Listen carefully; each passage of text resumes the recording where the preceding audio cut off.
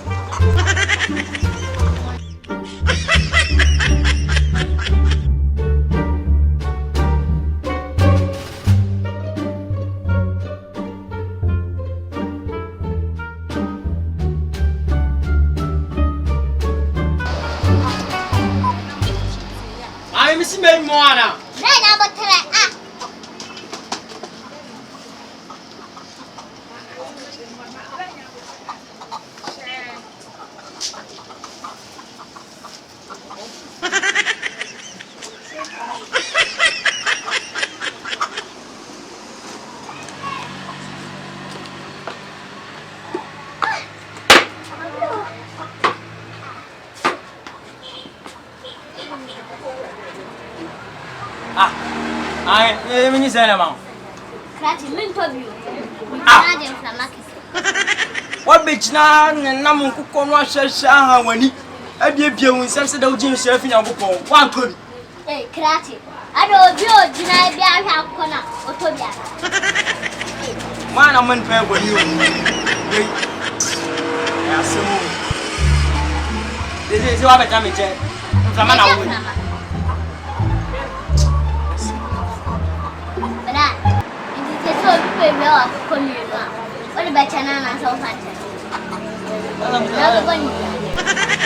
Oh, once in Panity, I see any fee. We are gonna dear, Bessa, or Ria, or Benny.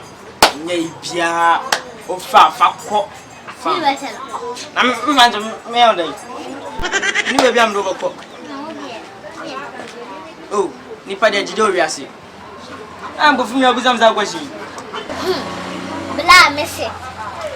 Obina Korea, Mammy be category. Hey, I'm good. Hey, Catbury. Catbury, I cook from Syria and Bechel. Not Catbury now. Hey, you pass with 3 more than you. Yeah, so.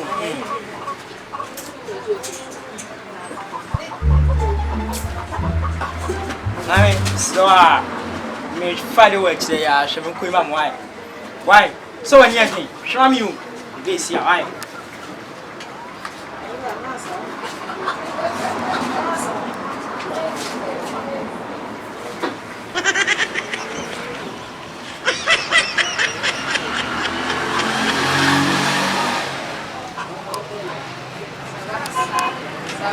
Grandpa, talk on the mental. Oh, wait. I had it, come on. I'm out.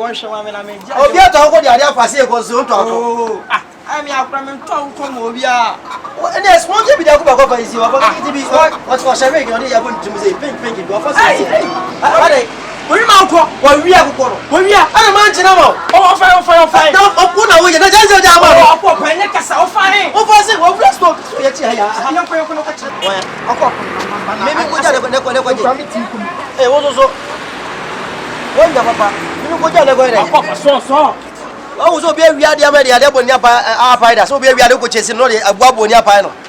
Meaning go down. 10 cities can't pass on you. But come over 10 cities, 100 cities. Mamma Nantes on you, or we have go down. Pacato Yaco, Mukada, what I would have for steps after Hassel the Conga. And no one make a shell of one back to his level to the I will put the bow. I won't go in for me, when I'm a friend of the other to me. What's our wife? Look, don't you know here, Viano?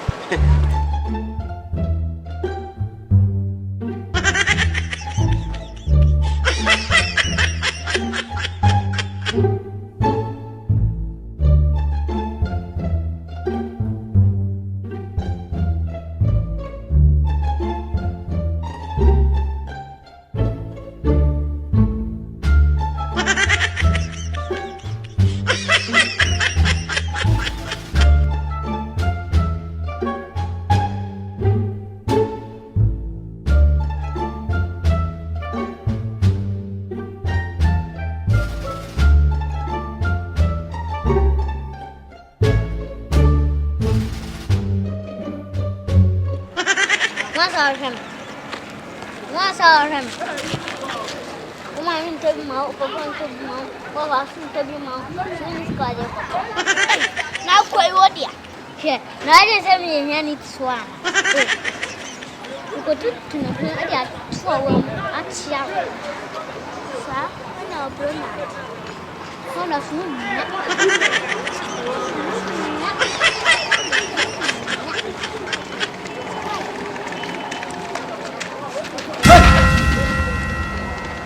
Ha! Ah, what was that? No, I reckon to her. I bet I'm in charge of shop upon one share, silver Toby. Or some town charging flammer. And if you are one of our Bronya, never. Just an album alcohol. Hey, black. No poor massy. Meme, you made a young head as a baba. Check. Ada ko no ya de jeme. O sa we de bo. Bra. Asema. Bra, obi bro na kwa akoto so obeje saa ye. Yes, the occasion crown yan said you didn't change. Oh, scared to go now. What a time in charge session, what a time just or Jim Frama. So be wrong. Hey, Madam Slay.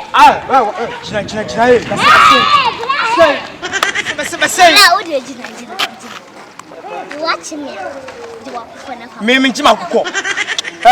And carry out carnage. Hey,